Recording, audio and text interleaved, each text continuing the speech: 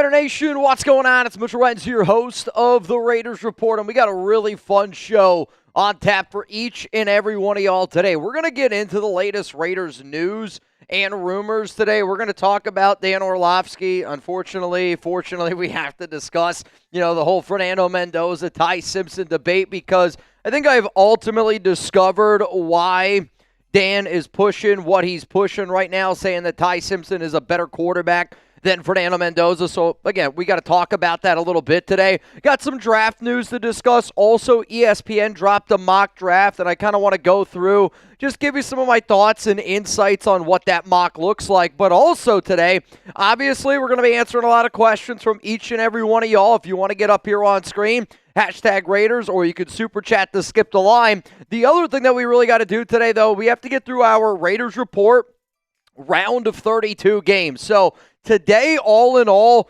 we're going to do 16, actually it's technically 17 duck races, 16 for March Madness, one at the very end of the program to win a little bit of money. Appreciate each and every one of y'all tuning in. If you don't already know, I'm Mitchell Renz. I go live every single Tuesday, 4 p.m. Eastern Time, 1 p.m. Pacific, here on the Raiders Report. Kevin, Dan Orlovsky eats double corn the long way with the tusks on. Man, I couldn't believe my ears what I heard yesterday, and then I saw what Dan Orlovsky said on the Pat McAfee show, and I almost even lost even more respect for Dan, and we're going to talk about all that stuff coming up here today. But you know what? Since everybody and their brother is talking about it, I've seen this on ESPN, I've seen this on CBS, I've seen this on FS1, I've seen it on ESPN First Take, I've seen this debate literally everywhere. I know what y'all are going to say, and you probably know what I'm going to say. Who's the better quarterback, Fernando Mendoza or Ty Simpson? And this is no disrespect to Ty Simpson, but this is the dumbest debate that I think people are just having a debate to just talk about something else around the NFL draft. Don't get me wrong. The week after free agency every single year is a little bit of a slower period because what NFL owners, they're getting ready for the league owners meetings. That's going to be on the 29th. And then there's just a little bit of a lull period. And I think that places like ESPN, they don't know what to talk about. So they're like, how can I talk about something that's going to get me to talk about it? And, it was like a frustrating line because as a host of doing this show, I want people that watch this show to know, I don't just talk about things unless I think that it's important. Do I think that the Fernando Mendoza, Ty Simpson debate is important? Not really. And, yet I'm talking about it. But I also do things on this show based on, what is the number one conversation on planet Earth around the Las Vegas Raiders. And I think if you asked a lot of people what the number one conversation was, it's this Fernando Mendoza, Ty Simpson talk because Dan Orlovsky has been talking about it as much as he has been. But, again, I've done some homework, I've done some digging, and I think I have found the reason why Orlovsky is pushing this narrative as much as he's pushing it, because if you didn't see what Dan had to say today on the Pat McAfee show, McAfee kind of hit him with, Fernando Mendoza, big games. Dan Orlovsky said, quote, "What big games has Fernando Mendoza played in?" When I hear something like that, it literally makes me want to rip my hair out because growing up as a kid, man, I remember watching Scott Van Pelt. I remember watching, just ESPN commentators that I felt like made me a smarter fan. And now, unfortunately, they're just putting out this really shitty content all the time. And, man, I hate to say it, but, I miss the ESPN I grew up on as a kid. I couldn't wait waking up in the morning, having a bowl of cereal. Before I'd go to school, I'd turn on SportsCenter and I watch, ESPN, what I thought of it as a kid. And now the way that it is, dude, it's unbelievable. Raider Tone, literally he said, "What big games has Fernando Mendoza played in?" I don't even know how you say that. I don't know how as an NFL fan, you could, if you want to hit me with Ty Simpson's a better quarterback than Fernando Mendoza, whatever, right? If that's where Dan wants to go with this conversation.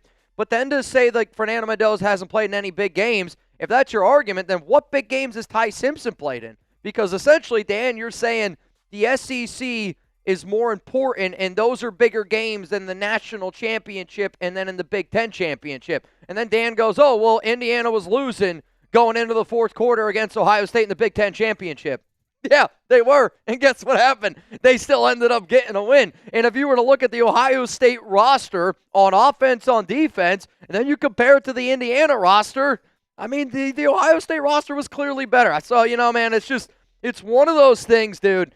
I can't believe I'm talking about this, but then again, I can believe it because quarterbacks drive narratives, and I think what ESPN's trying to do right now is get a quarterback debate going. But if you bleed silver and black, and you know how ridiculous this conversation even is. So if you want to get some actual content, actual questions here up on the screen, make sure that you guys use hashtag Raiders Super Chat. I do have 2 shows on tap for you guys today. I'll hit you with the one show, which is going to just go over all the Raiders news that's happened today. We had a top 30 visit. I'll discuss that. I'll also get into some crazy other things that I've been hearing.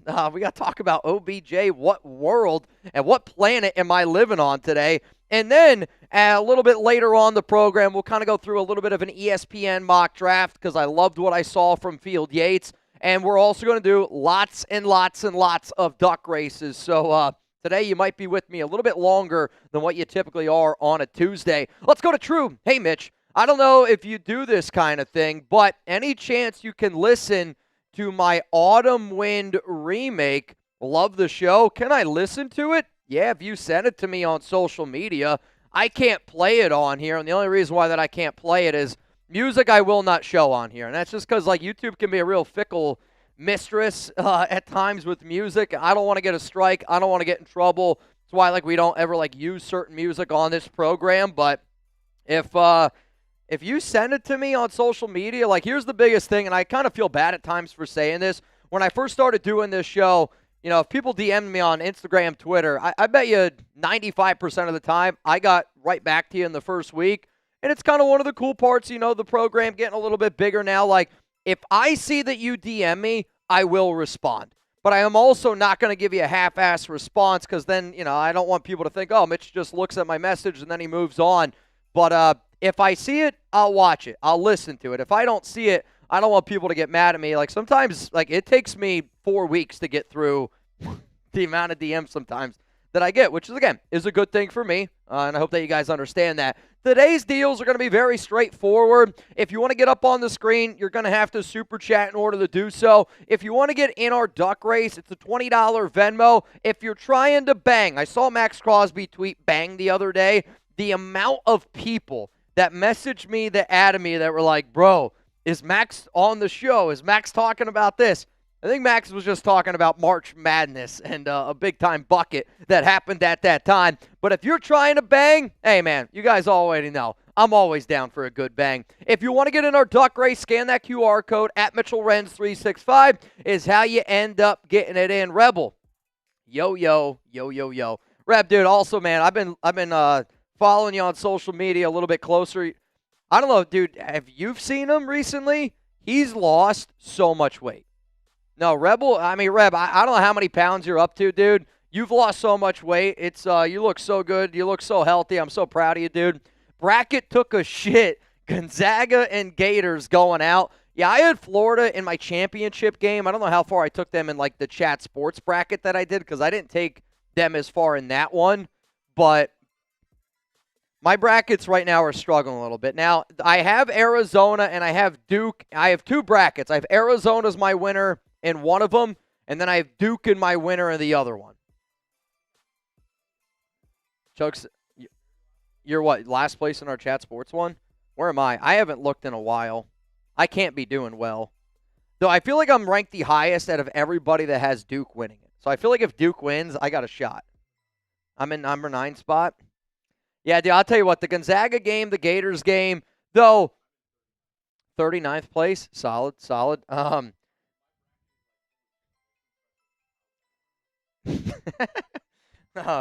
Yeah, here's the thing, though, dude, Reb. I took the Gators to win. I took Gonzaga to win, but I found myself at the end of that game rooting for Iowa because I think that's what March Madness is all about. It's about the upsets. It's about the Cinderella stories. What up, Raider Tone? Dan doesn't know where his zone out-of-bounds line is in his own end zone. From somebody who's played sports, and we've all played, I definitely feel like that clip gets shown a lot. And Dan Dan does provide good analysis. Like, to me, I would say this to Dan Orlovsky. Dan, I'm not mad at you. I'm disappointed that you're pushing a narrative that I really don't think that he believes. Like, I don't think Dan Orlovsky honestly, truly believes that Ty Simpson is a better quarterback than Fernando Mendoza. And if he does, I would love to hear the reason why behind it, because today he tried to say that Fernando Mendoza hasn't played in any big games. How the hell is that possible? I don't understand physically how, that's possible to go with that argument. The honest argument that I think Dan's trying to do here, and I've seen a lot of NFL analysts do this, is I don't think that Dan truly in his heart of hearts believes that Ty Simpson is a better quarterback than Fernando Mendoza.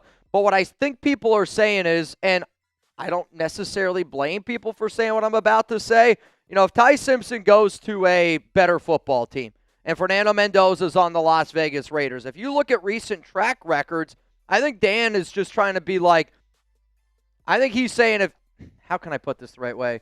There's probably a better chance Fernando Mendoza on the Raiders is not as successful compared if Ty Simpson plays for another team and never gets a chance to start. Then Dan can be like, oh, I was right. Fernando Mendoza's not better than Ty Simpson. I think Dan's more thing is he doubts the Raiders more than he doubts Mendoza, but he's just trying to stay on a hill because he's the only person on that hill. And if he's right, he looks smart. But he can be right, but after hearing the arguments that he's given of why Ty Simpson's better, I really, truly do not believe anything that he's saying. And I don't, again, I feel like there's not too many times I'm at a loss for words when I do this show, but I'm at an absolute loss for words because of the just idiocy. I don't even like the idiocracy that's coming out of that guy's mouth. I don't even know if that's a word. So there was a tweet that went out yesterday because there's been so much conversation around Fernando Mendoza, and I was like, if I'm a part of the Raiders, the conversation doesn't start, who do you take at number 1? The conversation should start of, who the hell are we going to take at 36? Or who are we going to try to trade up and get? Because obviously the Raiders were looking for that extra first-round pick after the trade fell through with Max Crosby. So one of the things you guys are going to see today is a 2-round mock draft from ESPN. I'll talk to you about who they ended up taking, my thoughts on it overall. But my question to all of you out here is, who do you want the Raiders to pick at number 36? Do you want them to go defensive line? You want them to go free safety? Do you want them to go with an edge rusher? You're looking at the wide receiver position. Who do you want the Raiders to draft at pick 36? I'm going to give some shout-outs here on the program. I then am going to go through all the super chats, and then I want to get into the Raiders news that has happened today. Also, love the shirt. Oh, yeah? Oh, yeah, I just picked this up. This bad boy. I got it at chatsports.com/RRshop. It's pretty dope. I mean, I like it. Yeah, I can maybe go into the bigger box so y'all can see it. But, well, no, I was just looking at it. I was like, yeah, I mean, I just got it. I went to the chatsports.com/RRshop and I picked it up. I think it's a pretty dope shirt. Let me know what y'all think about it. Let me know. Yeah, like I said, I just picked it up. It was a little impulse buy by me. This guy on Instagram was wearing it, and I was like, oh, that looks dope. And I was like, yeah. So he has his own YouTube show, so I was like, yeah, sounds cool. Have I ever heard of him? I mean, you probably, if you follow the Raiders, he does daily videos, sometimes twice a day, and he goes live a ton. Wow. I'll have to check that guy out. Yeah. Sounds pretty legit.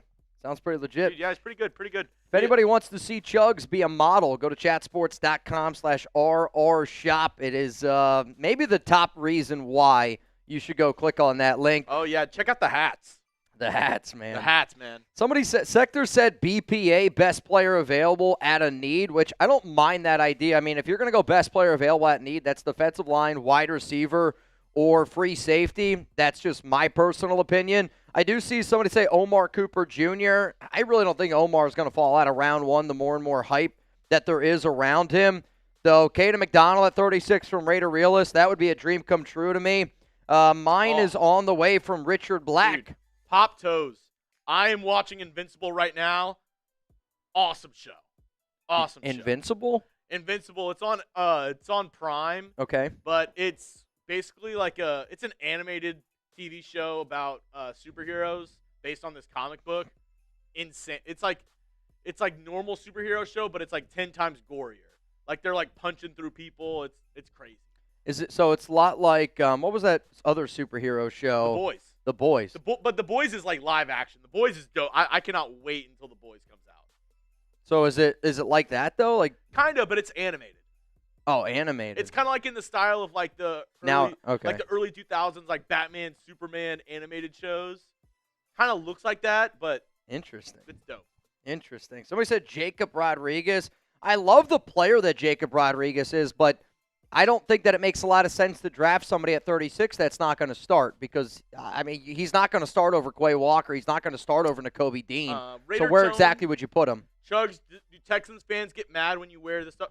I don't think so. I mean, I don't know if a lot of them watch this channel, but, I mean, I'm honest with them. I tell them, like, hey, I'm the producer. I have been the producer for the Raiders Report channel, so I think they understand. I think they understand. It's also like, you know, if it wasn't for us doing this show, like, I don't know if we have a Texans show, right? I don't know if we have a lot of the other programs that we do. So I think it's like anything. Like, you know, I hope people that watch this show appreciate me. No way we have a Rams channel if this show doesn't exist. I mean, you're probably not wrong. Like, at least it would have taken a little bit longer. And then you pick Duke. I'm picking Houston. Go Cougs. Is it possible to have a Duke-Houston? No, it's not. It's possible to get it in the Final Four. Yes. Okay. If Duke and Houston are a Final Four matchup, that would be a potential live down the stream. Potentially. Yeah. Somebody said, I still can't believe that y'all have a Rams channel. Dude, there are tens of subscribers. We actually also have a Chargers channel, which somehow they've figured out a way to have negative subscribers. Yeah, it's the craziest thing. I don't know. Ordner does an okay job.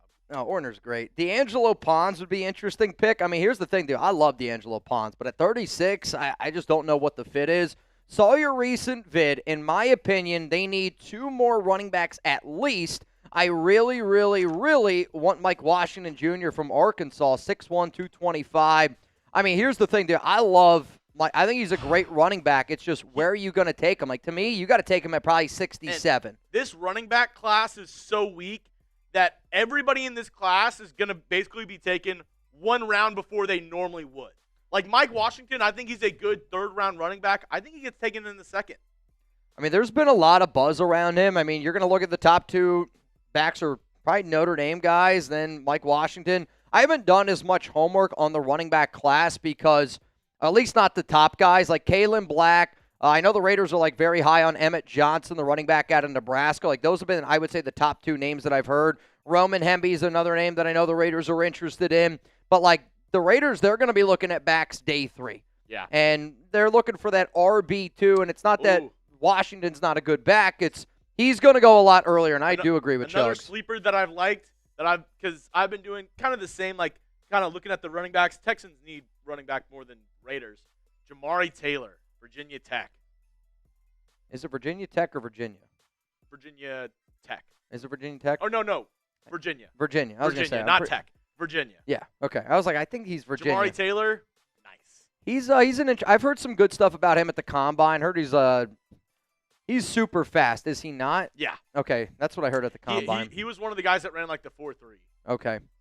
I mean, again, I was looking at certain backs at the Combine. I was really asking guys, like, what's your pass protection look like?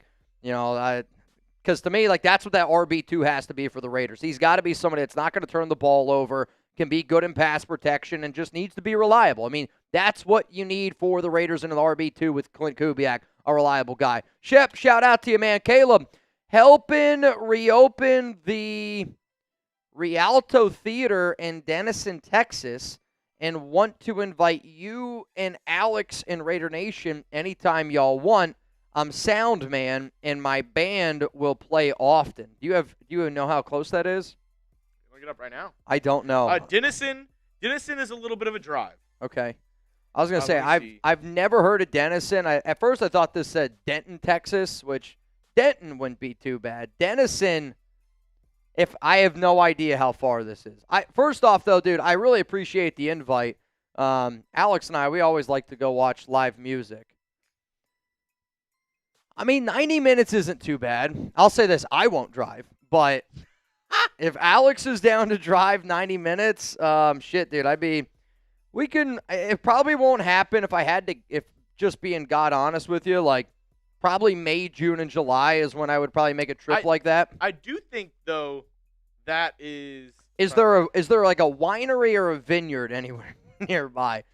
We can maybe get like an Airbnb pop Okay, in yeah. for the day. I was like, I remember. So Denison is basically like almost going to Oklahoma. Like Oh, okay. It's like on the Oklahoma-Texas border. Interesting. I mean, Windstar or Choctaw, they always send Alex and I like, here's 2 nights for free, but it's between Monday and Thursday. It's on the way to Choctaw. It's not on the way to Windstar. Windstar's the other way. Oh, okay. I got Choctaw is that way. So Texas is a huge state. It's crazy, Kevin. It's wild, man. I've always been like very prideful. You know, I'm proud that I grew up in the 570. Like, I'm proud I grew up in Pennsylvania.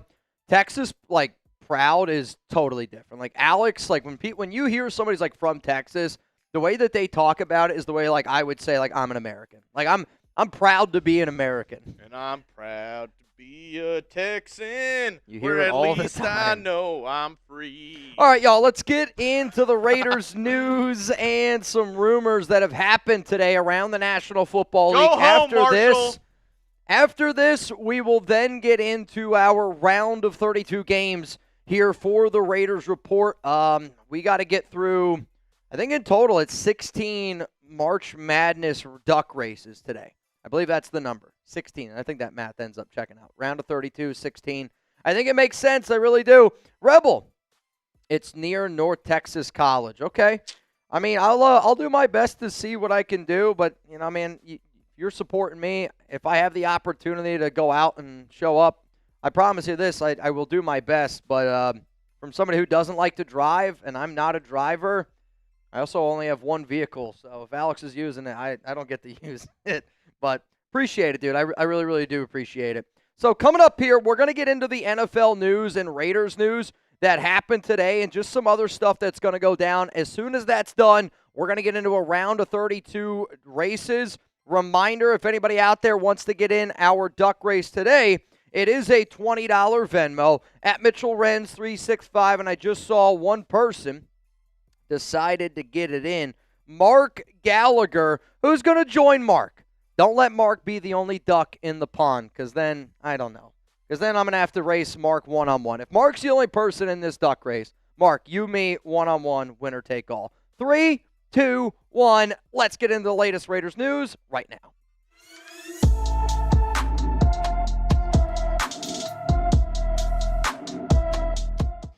Raider Nation, I'm Mitchell Renz. You're watching the Raiders Report, and coming up here on today's show, Raiders news and some NFL draft rumors that if you are a fan of the Silver and Black and if you're a fan of the National Football League, I think you're going to want to see this. I know it's the offseason, and it's been a little bit slow after NFL free agency, but the NFL draft is 30 days away. And if you're looking for Raiders news, Raiders rumors, Raiders updates, I don't care how big or how small they are, I'm going to be your number one stop shop. If I'm not talking about it, I don't think that it's important enough. If I'm talking about it, then I want you to know that I think it's important for all Raider fans out there. So let's first get into the very big news that happened today. Now, I will be clear.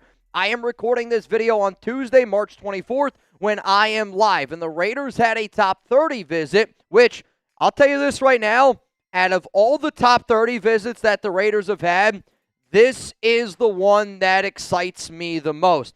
I am somebody that believes in investing in the trenches, and I think that you can't have too much trench help. So by the Raiders bringing in Kayden McDonald for a top 30 visit, I want to give John Spytek, Clint Kubiak a little bit of a round of applause because Kayden McDonald is my number one defensive tackle prospect that I want the Raiders to target. I will admit, it used to be Caleb Banks, but Caleb Banks got some foot issues, big guys, feet, it just doesn't work out well. But Kayden McDonald is a dog, 6'3", 326 pounds, and he had himself a hell of a year this past season with the Buckeyes. He is elite, and I mean elite against the run, and he's got some of that rare tackle for loss production, kind of like you see from Max Crosby type of tackle for loss production, but from an interior defensive lineman, 9 tackles for loss in one season is outstanding. I'll admit, he's got tons of talent around him, right, on that Ohio State defense. I mean, you got Sony Styles,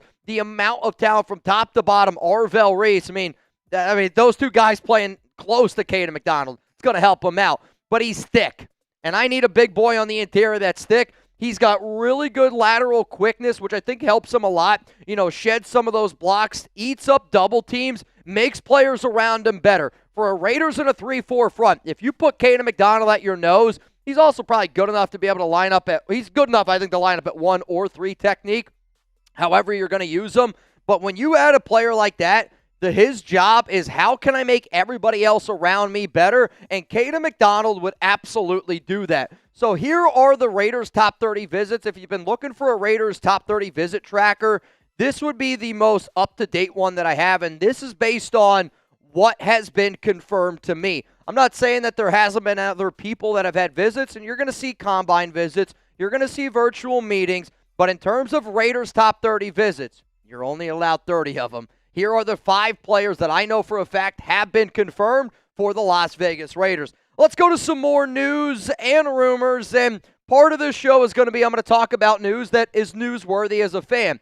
Part of this show is also me talking about the top trending topics that are going on around the Raiders and around the National Football League. And if you haven't seen the shit, and I think shit's probably the nicest word that I can use when Dan Orlovsky's talking about Fernando Mendoza, I mean, this just has to be a discussion. So Orlovsky on Monday said, I think Ty Simpson is the best quarterback in this class. So I sat back and I go, why does he think that? Like, there has to be a reason that he thinks that, because to me, that statement's, that's like you looking at me and going, the earth's flat. Like, you can have that opinion. It's a bad opinion, and it's a wrong opinion. So I was sitting back going, why does Dan Orlovsky think that Ty Simpson is the best quarterback in this year's class? So here's the homework that I found out, that Orlovsky and Ty Simpson share the same agency. They are both represented by Creative Artists Agency, CAA. And I do think that ESPN is clearly asking hosts to create a conversation right now because there is a little bit of a lull period after free agency, before the owners' meetings, before the NFL draft. But I saw Dan Orlovsky today, and I want to say this. Shout out to Pat McAfee for kind of putting Dan in his place a little bit, because, Dan, I don't have a problem that you have an opinion that Ty Simpson is a better quarterback than Fernando Mendoza. You're allowed to have that opinion, but give me some reasons. Give me some facts. Why do you think that? Because today, when Pat McAfee asked you about it, you said that Fernando Mendoza's never played in any big games. Quote, like, he's not played in any big games. How can you, as a host that works at ESPN, like, what happened to the ESPN that I grew up watching, falling in love with? Like, it's just a bunch of crap that people throw up on screen just to get clicks, to just make some viral content. I mean, congratulations, you've gone viral. But, like, how can you say that Fernando Mendoza hasn't played in any big games? Are you going to give me the argument that Ty Simpson and the SEC football is bigger games than a Big Ten title game? Because then Dan goes like, well, Fernando Mendoza was losing going into the fourth quarter against Ohio State. Okay, I don't give a shit if you're losing. Did he win? Yes. Head-to-head, absolutely whooped Alabama. And just from a complete standpoint, like, I don't know, I'm just flabbergasted. I'm annoyed that I even have to talk about this, and I understand why ESPN's doing it. I understand why Dan Orlovsky's trying to do it, and Dan even said today, he's like, my name's not big enough in order for me to get paid, because right now, Dan, it looks like you're getting paid by an agency to put out that Ty Simpson, who is the same representative of you, is a better quarterback than Fernando Mendoza. Does that impact your pockets, Dan? No. But does it impact the agency that represents Ty? Of course it does. So, like, either Dan's getting paid to say what he's saying, because when you're asked the questions that you're being asked, Dan, and you have just no rebuttal, and all you say is that Ty Simpson's a better quarterback than Fernando Mendoza, what facts do you have to stand on? What do you have to say behind it? Because I listened to today, and if you didn't see it, shout out to Pat McAfee for making Dan Orlovsky look like an absolute fool. And if you agree that Dan's take is absolutely terrible, I hope you throw some tomatoes at him, because it would be the type of take that if you had the opportunity, back in the old days, tomato, tomato, tomato, throw them down in the comments section, because I don't know what else to say. I don't know what else to do.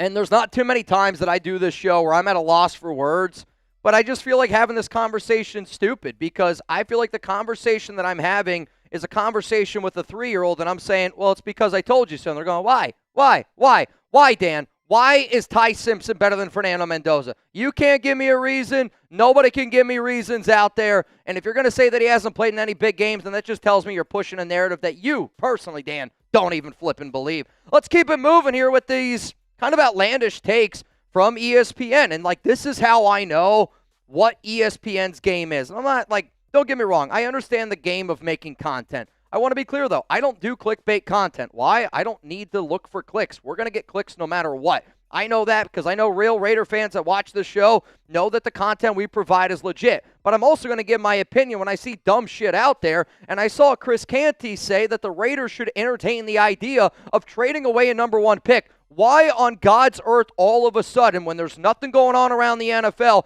Dan Orlovsky's saying bullshit, and now more people from ESPN are saying that the Raiders should trade the pick? Do you want to know why? They don't have anything to talk about. So Chris Canty said, whether or not you think Ty Simpson or Fernando Mendoza is the best quarterback prospect in this draft is subjective. But what ESPN analyst Dan Orlovsky just pointed out tells me that there is no can't-miss quarterback prospect in this draft. If that's the case, then the Las Vegas Raiders need to hold an auction for the number 1 overall pick. I have never seen in the years that I've covered the NFL, people rip apart an undefeated Heisman-winning trophy quarterback that just won a national championship that has the stories that Fernando Mendoza does, and I get it. He might not look like the prototypical number 1 overall pick, maybe like a Caleb Williams from an athletic standpoint. But what happened to a quarterback that can be 6'5", 225 pounds, be elite accurate, be a great leader on and off the field? To me, that's what a franchise quarterback looks like in the National Football League. And a guy like Fernando Mendoza, I think with the pairing of somebody like Tom Brady and a Clint Kubiak offense, that also has to be part of this conversation. Because you can say, hey, man, we can get multiple first-round picks. And Canty kind of discusses, we should look at teams that, have 2 first-round picks this season. Well, what happens if you're a team like the New York Jets, Chris? Right? The New York Jets have 5 first-round picks in the next 2 years. They might not be able to get their quarterback. They might not be able to get him because just because you have all these extra picks doesn't guarantee you that you're going to get a quarterback. The Raiders have a need, and they need a franchise guy.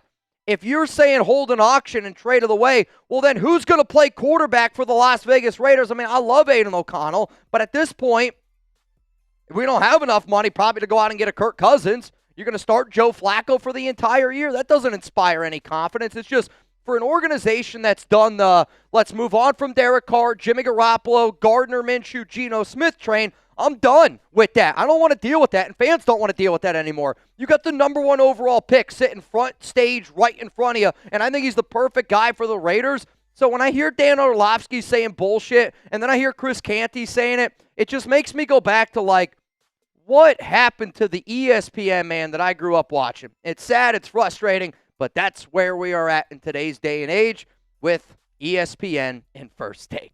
Coming up next year, though, we're going to get into an NFL signing that I do wonder if it's going to impact the Las Vegas Raiders or not. And then also some more juicy free agency rumors that I've already had multiple questions around, which is why I'm talking about it today here on the Raiders Report. If you haven't seen Panda Sups, man, they just dropped a brand new limited edition. I don't know how long this flavor is going to be around for. Horchata Fuel.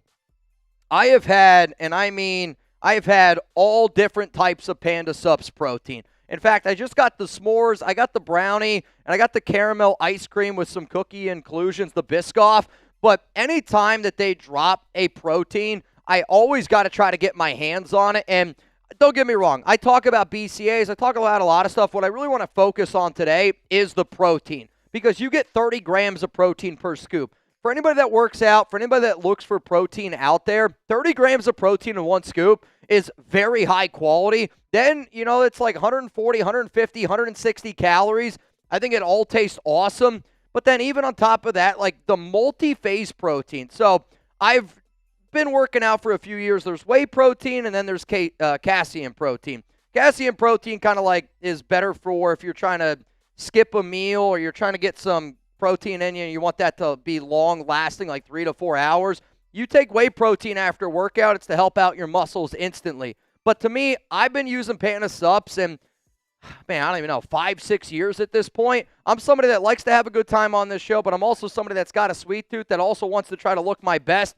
And now that we're finally getting closer and closer to summer, I really do hope that you guys try out all of our Panda Supps protein, and you can get it using code MAXX, M-A-X-X, for 25% off. That link's going to be available, y'all, down in the comments, down in the description of today's show. Let's keep it moving here, and if you didn't see, Brian Robinson, he ended up signing with the Atlanta Falcons, and the reason why that I bring this up is because, one, Clint Kubiak and the Raiders, they've been looking for an RB2. They've been looking for an RB2 to put next to Ashton Genty, and Ryan Robinson Jr. was actually one of the players that I had on my potential free agent running back targets, and he was my top running back left for the Silver and Black, and now he's headed off to Atlanta. It's kind of an interesting role for him. He gets to be the new backup to Bijan Robinson.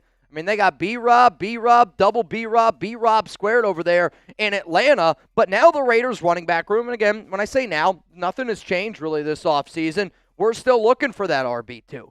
And because Brian Robinson had the connections to Clint Kubiak, they had 1 year of overlap. Because they had the ties to Shanahan, I wondered, could this have been the move that the Raiders were potentially going to make? So as soon as I saw B-Rob ended up going to Atlanta, I said, who's the best running backs that are still available if the Raiders want to go down the route of not only signing a running back, but potentially drafting one? Here are the top 5 backs that I would say if you're looking for an RB2 for Clint Kubiak. Nick Chubb, Najee Harris. Actually, Harris just posted a video the other day running. He looked really good after a few months of that Achilles. This is also just free agency. Raheem Mostert, Amir Abdullah, Antonio Gibson, I would say would be the top 5 running backs still left on the open market. If you watch the video that I did yesterday, the Raiders are going to be somewhere around like $10.75 million left that they can spend. They have 23 now, but if you take out the 12.75 from draftees, you're going to be somewhere around 10.75. Here's what I'll say, though. It's no disrespect to Nick Chubb, Najee, Raheem, Amir and Antonio Gibson and all the other free agent running backs out there. But at this point, I expect the Raiders running back 2 next to Genty to be found in the 2026 NFL draft. And maybe I say that because it's like what I would do. If I'm the Raiders and I look at what some of our other needs could be in free agency, and then I look at this year's draft class, like, can I get an Emmett Johnson? Can I get a Roman Hemi? Can I get a Kayden Black a little bit later on day 3? And we got a lot of picks to be able to work with on day 3. So to me, I look at that RB2 spot today after Brian Robinson went to the Falcons, and I go, I think the Raiders are going to end up drafting that back. Let's go to the final story here, and it's around Odell Beckham Jr. I can't believe I'm talking about OBJ, but there's 2 reasons why I'm talking about it. One, I've already been asked by multiple fans on social media, and if you don't know where you can find me, I'm at Mitchell Renz 365. Also, though, news right before I was getting ready to go live from Jordan Schultz, and according to Schultz, free agent wide receiver Odell Beckham Jr. has received renewed interest in recent days after his showing at Tom Brady's Fanatics flag football game. So because Tom Brady ran it, because the Raiders have a need at wide receiver, I've been getting asked, could the Raiders show interest in Odell Beckham Jr.? And I'm just going to say it very easily. I have no interest in OBJ. He made one hell of a catch in a flag football game, but unless we're playing flag football in 2026, I don't know how you'd be interested in Odell. He didn't play last season.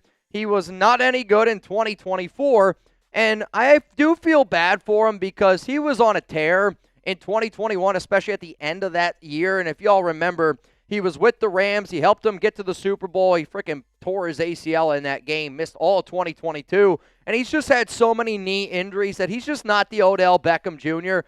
that, I remember watching with the New York Giants, and I think that he's always going to have some of that swag. He's always going to have some of that name value. But it's because Jordan Schultz put out that tweet, and it's because Tom Brady's name was linked in that. And I know that the Raiders have a need at wide receiver. But I would say this, like, you remember how y'all felt last year when the Raiders signed Amari Cooper? Amari Cooper was a big-name guy, and I know that there were some people out there that were excited, and I said, hey, man, Amari's not any good anymore. I don't even know if he's going to make the roster. Got into a few bets, got into a few little arguments with some people. OBJ would be an even lesser level of that. Like, if the Raiders were to sign Odell Beckham Jr., I would go, It's a hell of a name. It's a great story to cover, but I don't think that he would be good enough to make this Raiders wide receiver room. Think about that for a second. Don't look at the name. Think about with a player. And OBJ in 2026 is not good enough to play on the Raiders in 2026. So reminder to all y'all out there, this is a video that I am recording on Tuesday, March 24th. You might see it, and when I say might, you're going to see it on Wednesday morning. But shout out to each and every one of y'all that always pull up here, always discuss all things going on around the Raiders. I wanted to make this video because I do think top 30 visits are important for Kayden McDonald, and I also just wanted to be able to provide my 2 cents on the Dan Orlovsky, Chris Canty, Fernando Mendoza, Ty Simpson debate. When there's news, I talk about it. When there's top trending topics, I discuss it. And if you're looking for Raiders news and updates every single day, you can find it here on the Raiders Report. Let's go to my man, L.A. Koresh Dog. What up, fam? I think their agent asked him to do it to move Ty further up the draft, save a Warrior.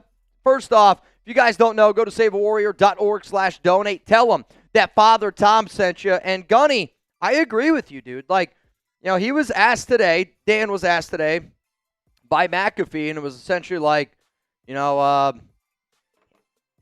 forget what he said exactly, but he was basically he was trying to be like, I'm not popular enough. Oh, and he also said, we hire the agents. They don't hire us.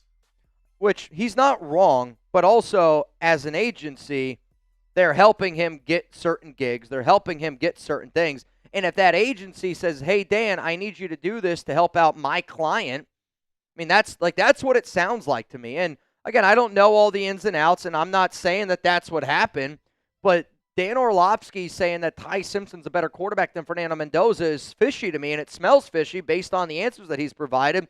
You know, just like with the Baltimore Ravens pulling out of the Max Crosby trade. If it looks fishy and if it smells fishy, probably fishy. And I think that right now what he's doing with this whole narrative of Ty Simpson's better is also random NBA news. I know we got some Warriors fans here.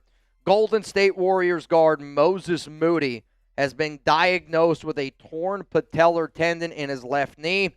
Moody's career best season is over, and a lengthy rehab will be required. Oh. A patellar tendon is That's the injury that I showed you earlier. Yes. I mean, I've said this before. I don't know if my dad's here, but when my dad, he played for the Mets one spring training, and he's got a picture, and his kneecap's like in his foot because it separates and it slid down. And, again, like that's back in the 80s. That's a long time ago. But when you look at that Moody injury, his kneecap is gone. Like there's just a hole there. And a patellar injury is not like that in today's day and age. Patellar, that's worse than an ACL. It's worse than an MCL, LCL. I would say like patella and the knee is like an Achilles pop. Like, I mean, it's like a UCL in the elbow. Yeah, and if you don't know what we're talking about, I'm not going to show it, but you got to look it up. Yeah, you have to Moses Moody injury.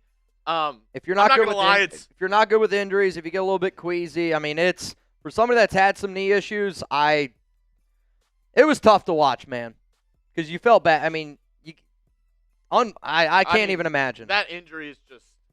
I mean, when I tore my ACL, it didn't look anything like that, and even the doctor, they didn't even think I tore my ACL. They're like, oh, it's a meniscus. I dislocated my knee.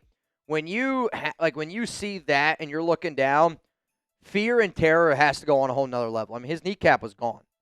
Moses Moody, for Alex, who was asking. Moses Moody of the Warriors. Yeah, nothing Raiders related. It was Warriors. I know we got some Warriors fans here. In fact, are there any Warriors fans that are watching this show right now? Moody's going to be live later. He is going to be live later. Let's go to the real cowboy. Orlovsky is the quarterback who ran out of the back of the end zone. Yeah, let's listen to him. He's a clown.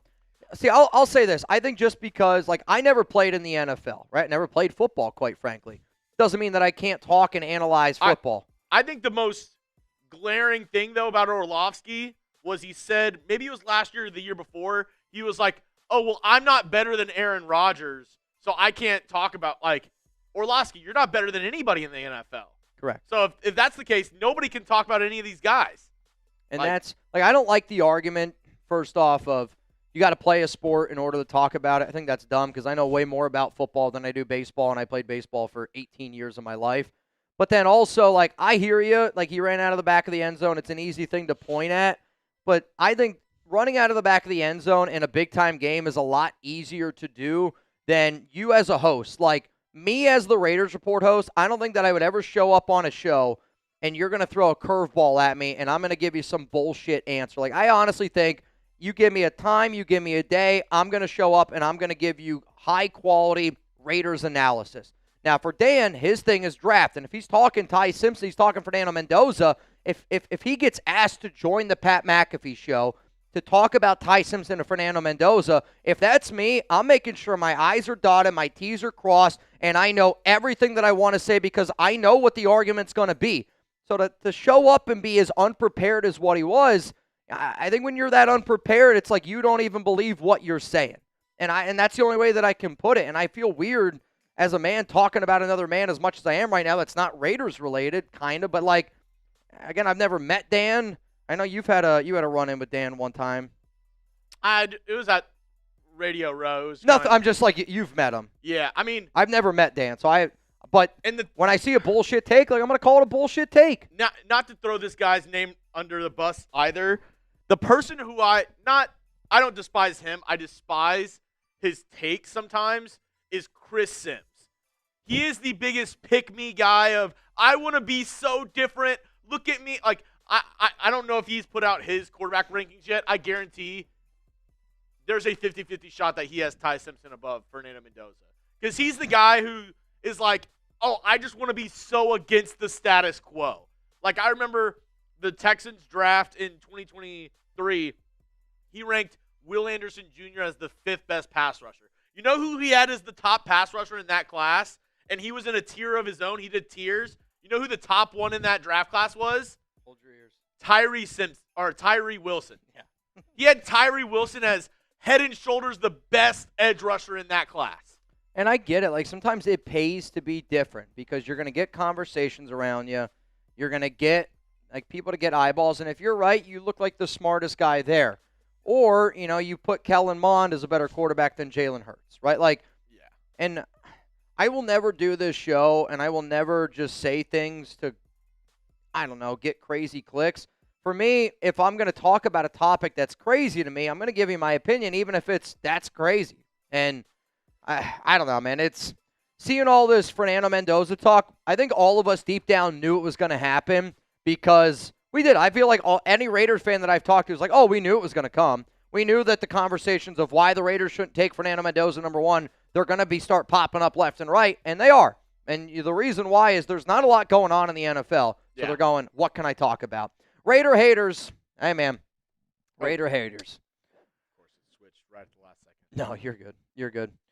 We got one more Super Chat, 2 more Super Chats to get to, and then I want to get into our round of 32 games here for March Madness. What up, Donald? Are we expecting to learn anything new about Mendoza during his pro day? I'll say this, man. If you guys don't know, Fernando Mendoza's pro day is Wednesday, April 1st.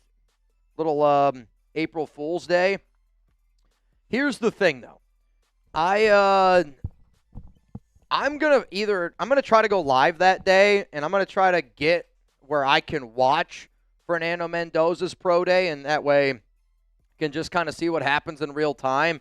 In terms of are we going to learn anything new? I mean, I hope that we get to learn something new. Like, I remember last year when the Raiders went to Ashton Genty's pro day, they were the only team that Genty and the running back coach from Boise, they went to a restaurant. I remember I did a whole show on it because I had some people hit me up about that restaurant in Boise, and it was John Spytek. It was the Raiders running back coach at the time, McClellan from Notre Dame. He's now, I believe, with the Chiefs.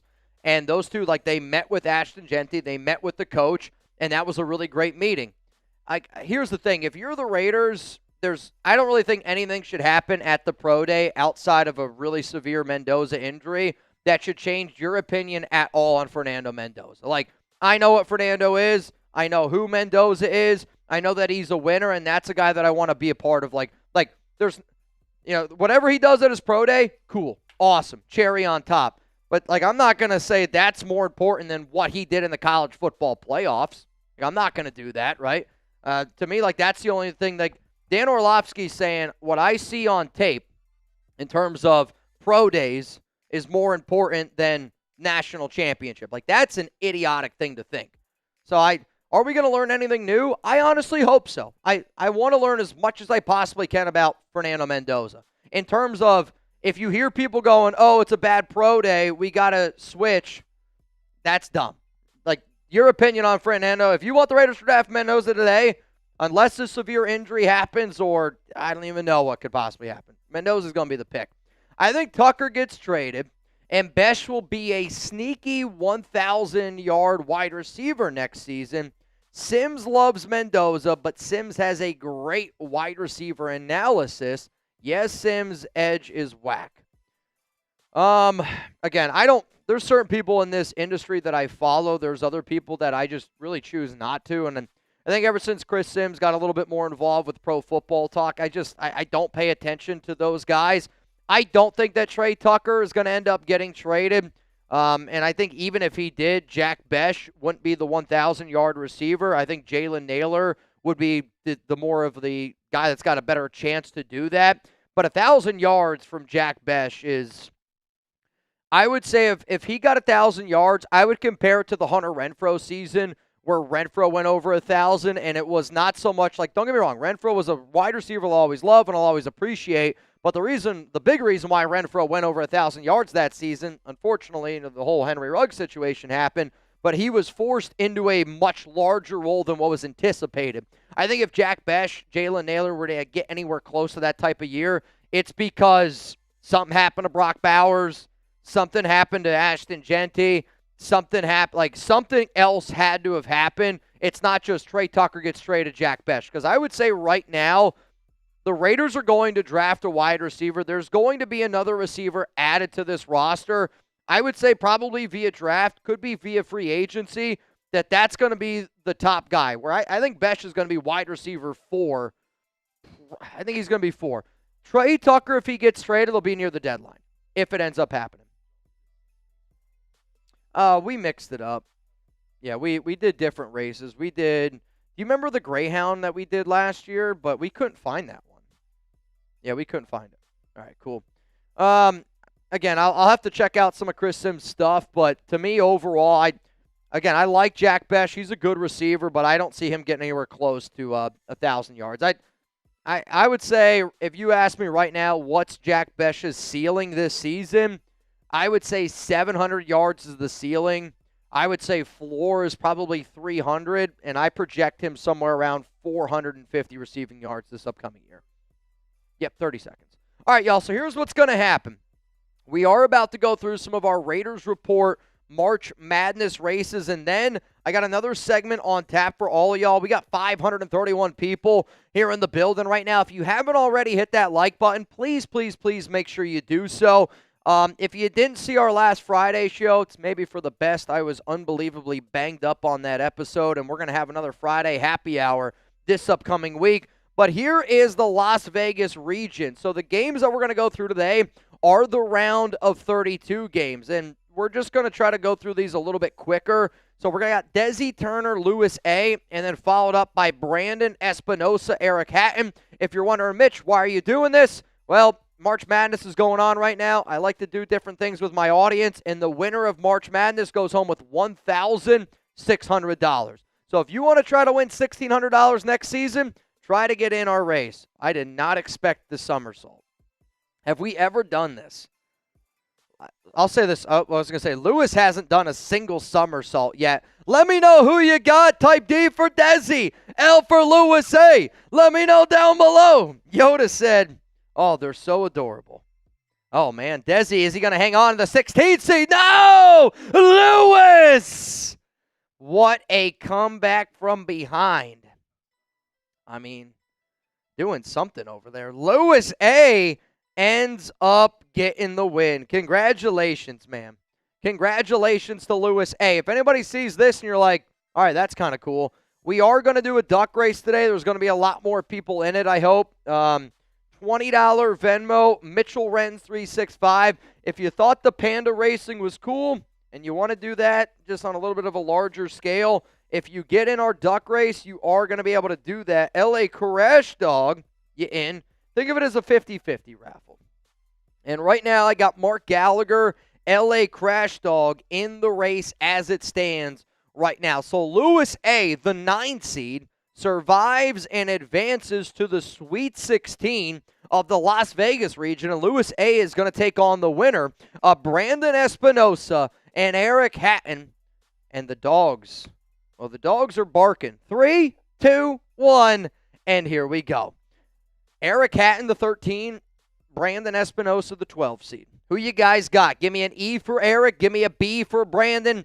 Just so y'all know, we are going to be doing 16 of these races today. So we got 15 more of these bad boys to go. Eric Hatton has got a little bit of the lead. If we were looking right now from a March Madness standpoint, fourth quarter, Hatton's up 7, Hatton up 8, Hatton up 9, and I think he's going to have enough to hang on here. Eric Hatton ends up getting the win. So it's going to be the 9 seed Lewis A. up against the 13 seed Eric Hatton in the Sweet 16. Now, let's go to the bottom area here of this Las Vegas region, where it's going to be Jeremy Valve up against Majon Broadway, followed by Richard Engel against Buck Kirk. If there's one thing that I noticed about this year from years past, and I mean a lot more upsets. Especially if you saw, we only had one number 1 seed win, shout out to Zahn. And if you go through and you look at a lot of the 2 and 15 matchups, a lot of the 15s ended up getting some wins as well. So just so all y'all know, the rankings really have no meaning at all. They were just used to help us figure out how we're going to do this March Madness bracket. All right, so here we go. Jeremy V against Majon B. 3, 2, 1. Here we go. Oh, boy. I'll tell you this. This is actually how I picture Majon B just prances around. No doubt about it. I mean, you're going on a little walk down the street. That's a hell of a strut right there, though. I'll tell you this. This is a blowout. Is Majon... Uh-oh, wait a minute here. Come on, Jeremy. Come on, Jeremy. Oh, dude, this is going to be close. I think it's going to be Jeremy V with the win. Wow, oh, wow, oh, wow. Jeremy ends up getting the dub. The 6 seed survives and will go to the Sweet 16, and they will play the winner of Richard Engel and Buck Kirk. I know some of y'all are asking, what are we watching right now? This is the Raiders Report. We are doing March Madness, and I want to say we do have another segment on tap as soon as this is all done, and it's going to be around an ESPN mock draft. Rebel, yeah, man, he ran out of gas. So Jeremy Valve will be taking on the winner of Buck Kirk and Richard Engel. And now we have a guinea pig race. These guys are scooting. Though, in all honesty, I don't even think their legs are touching the ground, dude. They are literally floating right now. Richard Engel, Buck Kirk are neck and neck right now. Besh first touchdown, you guys think? First touchdown? You think Jack Besh?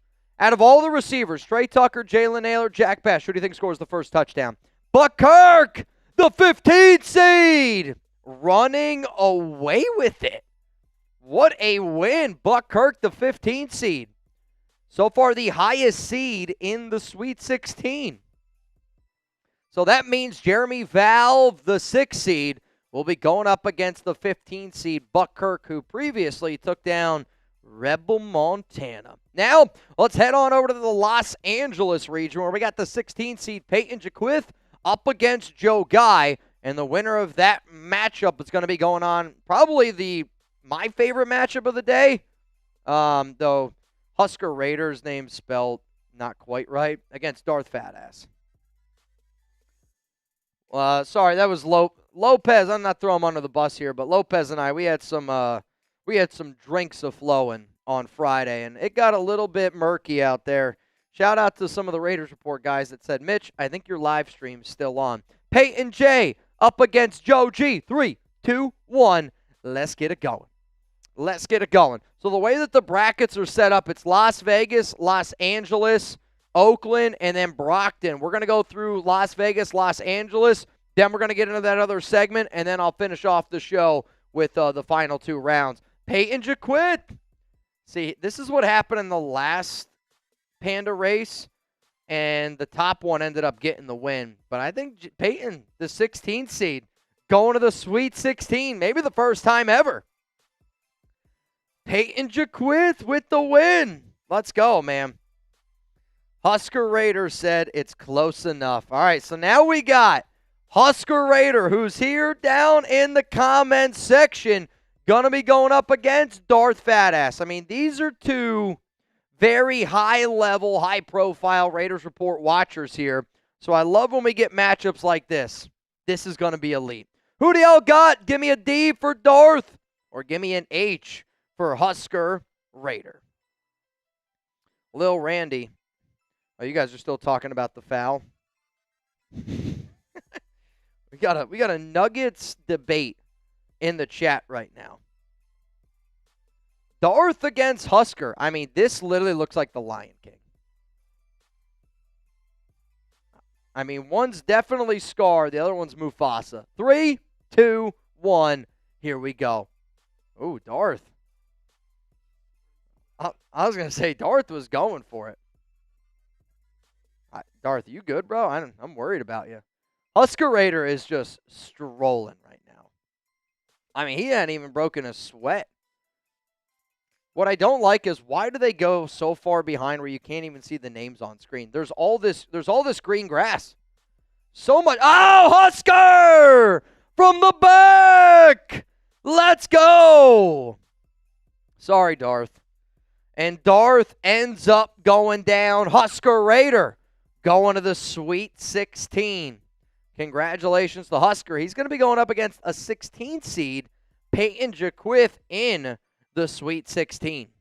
So now we got two more races to get to, and then we will get into our other segment here on the Raiders Report. Husker, what's the furthest you've ever gotten? Because I know you've been in this, I think, the last 2 years that I've done it. Joseph Custer up against Jeremy Gertz, followed by Jerry Kester up against Joshua Melton. I mean, just look at all the upsets on this side. I mean, Bayou went down, Sancho went down, Navman went down. Lots and lots of upsets. Congratulations to Husker Raider. All right, here we go. We got Jeremy Gertz up against Joseph Custer here. And the gerbils are off. Have you ever had, did you ever have or know anybody that had, a pet hamster? Or, it was, a common, pet as a kid growing up. You had a class hamster? See, I just feel like class pets are crazy. I don't know. I feel like it falls into the category if it's everybody's pet, whose pet is it? Who takes care of it? Looks like Jeremy Gertz is going to be coming away with the dub here. I mean, they just ran off the screen. My goodness. Unbelievable. Husker said, my first win, lost first round last year. Oh, shit. Okay. Husker Sweet 16. Good luck to you. So who ended up winning that one? Jeremy Gertz, the 14th seed. I mean, if we had a 14 against a 15, and then what? There's a 16 at the top of this bracket. I mean, holy cow. A lot of high seeds down here in the Los Angeles region. Now we got Jerry Kester up against Joshua Melton. And then after this race, I will get into my next segment here on the Raiders Report, which is going to be around a ESPN 2-round mock draft from Field Yates. I should also mention that Ricky Lemire said, Mitch, if you could get me in that duck race, I got you, Ricky. Then I see Richard Black, you're getting it in. And then Michael Johnson also getting it in. $20 Venmo. Right now you have a shot to win $60 here on the program. Got some turtles. Here we go. Joshua Melton. Oh, boy. I'll tell you what. This is how I felt the next morning after the Max Crosby trade ended up falling through. I was at a snail's pace. Maybe even at a turtle's pace. I mean, this is brutal. I was going to say, literally when I heard, Oh, I mean, Melton, I think, has got it in the bag. Yep, Jerry, you waited too long, man. Joshua Melton. Oh, sorry, Jerry. Sorry, Jerry. So that means now we are halfway through our round of 32, and it's going to be Jeremy Gerds, the 14th seed, up against the 15th seed, Joshua Melton, in the Sweet 16. If you don't know when our Sweet 16 is going to be, it's going to be this Friday when I go live. I plan on going live at 3 p.m. Eastern, 2 o'clock my time, so I'll be live for probably a good 3 hours for Raiders Friday Happy Hour on that day. And I'm just going to say this. You guys clearly won last week. You kicked our butt, no doubt about it. So I'm just going to let y'all know I'm starting off Friday with a boot because I got some debt I got to get out of. Oh, dude, it was – well, Lopez made some deal about taking shots, and he clearly tried to drown. Zahn, it was a slaughter. I couldn't let him drown. So I'm going to try to do my best to make up Friday Happy Hour a little bit. We're going to get that show kicked off here with a little Friday boot. Friday boot, which Chugs, me, Reed, and Trace, we got plans on Thursday night, so if I'm a little hungover on Friday, don't be too mad at me. We're going to go balls to the wall, though. That I can guarantee you. All right, y'all, I'm going to refresh my phone here. I'm looking down, see if anybody else got in the duck race. I don't see anybody else in. So what we do have some super chats to go through, so we'll roll through these supers, and then I will get into that next segment. Then we got more March Madness races to get to. Then the final duck race of the day for money. What up, Nick? Here's the thing. I disagree with Dan. Fernando Mendoza is number 1 overall. However, he is an elite. I know we've made the comparison of Kirk Cousins, Jared Goff type of quarterback before. I still want the guy, though. See, here's the thing. Like I think the hard part about when you compare a quarterback like Fernando Mendoza, if you're comparing what he is from an athletic standpoint, yeah, honestly, it is probably closer to a Kirk Cousins, a Jared Goff. But, like, I also think what needs to be analyzed, and it's the impossible thing that needs to be analyzed, is this up here, right? Like, I have not seen a player kind of will his team the way that Fernando has done it and has just truly led by example. Like, a franchise quarterback makes every single player around them better.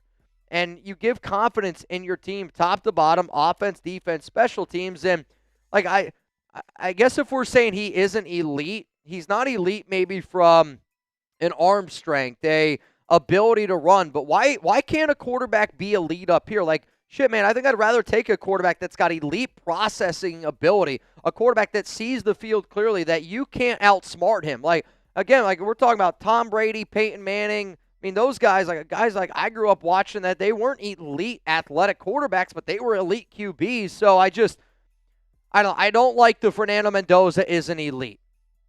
What says that he's not elite? Because he's elite up here in my book. So I don't know.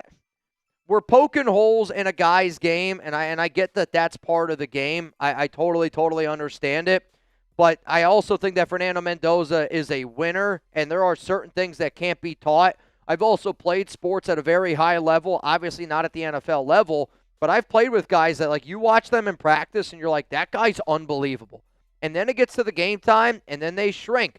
Mendoza, I think one of the most important qualities to have in a quarterback, one of the most important qualities to have is, like, that guy that wants the ball in the biggest moments of the game and shows up in those biggest situations, right? Like, Fernando Mendoza just has that it factor where big-time situation, that guy's going to show up when I need him to show up. And there's a lot of value in that. What up, Guadalajara Slots? Maybe our teams aren't so bad, and the best teams are just so good that we are watching the best football ever. You got an answer there? Guadalajara Slots, I don't know what you're saying here, man. How do you feel about Mekhi Becton's scheme fit?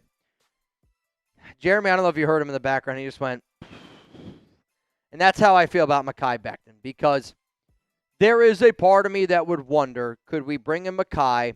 Could you put him next to, like, if you put Mekhi Becton between Colton Miller and Tyler Linderbaum, is he a better version? Or, I mean, he was so bad last season for the Chargers. You can make the argument he was the worst starting offensive lineman in the National Football League. And, losing Jeff Stoutland, he was the old Eagles offensive line coach, arguably the best line coach in the National Football League. Losing him definitely hurt. And Becton has shown when he gets paid, He kind of gets fat, he gets lazy, and he's not nearly as good. The fact that he's been released, I am curious because it's like, could I get him on a 1-year prove-it deal? And could I get a 1-year very motivated Mekhi Becton? Like, there's some gamble to that. The other part of this equation that I don't think why it's going to happen is you got Jordan Meredith, you signed Spencer Burford, you also have Caleb Rogers. So, like, that's 3 offensive linemen there that I know that the Raiders like and that they're going to prioritize. You have Charles Green who can play tackle, but I'm not to say I wouldn't be interested. At the same time, though, if it happened, I would be excited because I think the upside's there. But if you also told me Mekhi Becton didn't make the team because he got fat and lazy, I also really wouldn't be shocked on that either.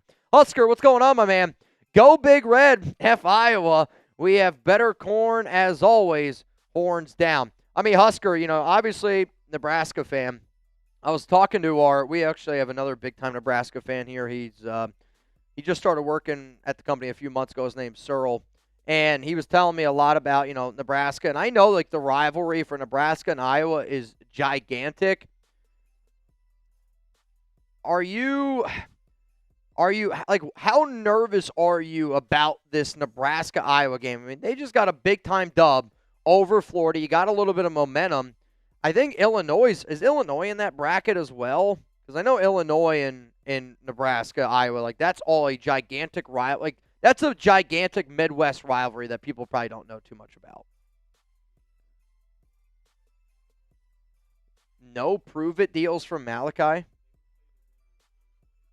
Yeah, so if Illinois beats Houston, then Nebraska's got to go up against Illinois in Houston. Oh, okay. That's going to help Houston. Though, credit to Nebraska, that environment that they were in the other day, that was unbelievable. 5 out of 10. I am rooting for the Huskers. I want you to know that. I'm going to be rooting for the Huskers. Jacob, what's up, Mitch? Was able to roast some beans last night. Should be able to ship your coffee by tomorrow. Okay, so Jacob, you and I were messaging the other day on Instagram. He won, if my memory serves me correct, $1,120 during a duck race. And he owns a coffee company. And he's going to send us some beans. So if you don't know the background of that, shout out to Saul. Dude, I can't wait, man. I'm a coffee drinker. I would say coffee's the number one thing that I drink. I drink a cup of coffee every morning. I drink a few cups here when I'm at work. I drink a cup before I go to bed. Though some of the guys were busting my balls because when we were at the NFL Combine, it was like 11 o'clock at night. We just got done with our dinner, and I was like, honestly, a cup of coffee sounds delicious right now. Yeah. No? Yeah, Chase was actually one of the guys. They were making fun of me, but I was like, dude, a cup of coffee at the end of a dinner? Love it. Love it, love it, love it. We did get one more super chat, so I want to go to that one from Don, what is this? Don Dada Day? Did I pronounce that right? Don Dada Day? That's honestly what I thought of. We'll go to this one. We'll get into our segment, and then we'll finish off this program with some of the races that we have. Don Dada Day? I'm worried that this means something else. He said, played against Grayson Halton from youth to high school. Fun fact, his youth football team was the Raiders as a quarterback. Okay. So the Raiders actually held a virtual meeting, I want to say, with Grayson. He is undersized, though he's really explosive. I talked about him briefly in my Raiders defensive tackle targets video, and I kind of kicked myself in the butt now that I know like the Raiders are meeting with him, but that's kind of cool. I did not know youth football team was the Raiders as a quarterback. He won't be the Raiders quarterback this season, but he's like 6'2", 6'3", like 290. He was really good at Senior Day, though, Senior Bowl. He was really, really good. Round 3. See, the more people that I guess I got to do more homework on him. Sam told me he was really good, but then I was just like, oh, that's Sam being an OU homer. I talked to a few of the other people that I trust around the NFL draft, and I'll say this. I should have put him in my top 10. He's somebody who is really good off the jump and is like great at like the quick spin move or not not spin move, but great at the quick swim move and like jumping the gap. But the worry is, as an undersized guy, like, is he going to be able to continue that speed? Like, if he gets, an offensive lineman gets hands on him, is he going to be able to hold his ground? Because his whole thing was like speed rushing, getting to the quarterback or getting into the backfield. Not a lot of power. Gotcha. Which, maybe bulks up a little bit, can add a little bit of that power. I like quickness from my defensive tackle spots, but I feel like the Raiders already just have too many. Like, I think the Raiders need a defensive lineman that can stop the run. I feel like we already have guys that are, like, Tonka's better at getting after the QB. Butler's better at getting after the QB. J.J. Pegues, I still want to see more from him to make a, statement. John Alalo's kind of the same thing. I wanted the big boy on the interior. Big boy on the interior. All right, y'all, speaking of big boys on the interior, let's get into this mock draft from ESPN because I'm telling y'all this right now, really, really liked it. I really haven't done a lot of mock drafts on this show because everyone is always like, Fernando Mendoza is the number 1 overall pick, and it's like, what the hell am I supposed to talk about? We know it's going to be the number 1 overall pick. So the fact that this one was a 2-round mock, I was excited to be able to do it. Hang on a second here. Daniel Fry in, Husker Raider in, $20 Venmo, $80 now to the winner. Wow, big-time NFL news. Joe Flacco going to the Cincinnati Bengals. Wow. I'll say this right now. I wonder if that move is going to impact the Raiders at all. I saw Joe Flacco was reached an agreement, and I thought, oh, my God, is that going to be the Raiders? Flacco going to the Cincinnati Bengals on a 1-year deal, that was a quarterback that obviously the Raiders showed a little bit of interest in. But now with Flacco being gone, is that going to be another domino that ends up falling? Like, if the Raiders are actually serious about looking for a quarterback in free agency, I don't know who the hell that they would even look at. Cousins, but do they have enough money for Cousins? I don't know who else it would be. Joe Flacco going back to Cincinnati. Wow. Very interesting. Very interesting. I wonder if that's going to force anything with the Raiders. I hope not. I've always been like team. If you're going to draft a quarterback, Mendoza, you can also get another QB if you really needed to in the draft. Like, I'm team Aiden O'Connell. Fernando Mendoza is good enough. But Joe Flacco, wow, interesting. Rebel said Russ. I don't think Russ. Aaron Rodgers would be crazy. He's got to go back, right? He's got to go back to Pittsburgh. I think so. You can also, like, if you're the Raiders, you can't wait around for Rodgers. I don't think that's good. We're going after Burrow, says Kenny. Probably not, Kenny. Probably not. All right, let's get into this ESPN mock draft here on the Raiders Report.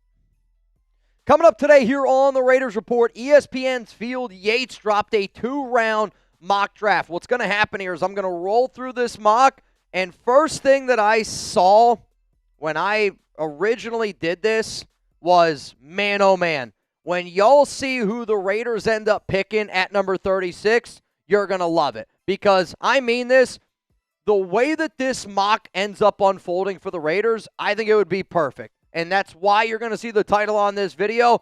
This is absolutely perfect for the Las Vegas Raiders. But we got to start here in the number 1 pick.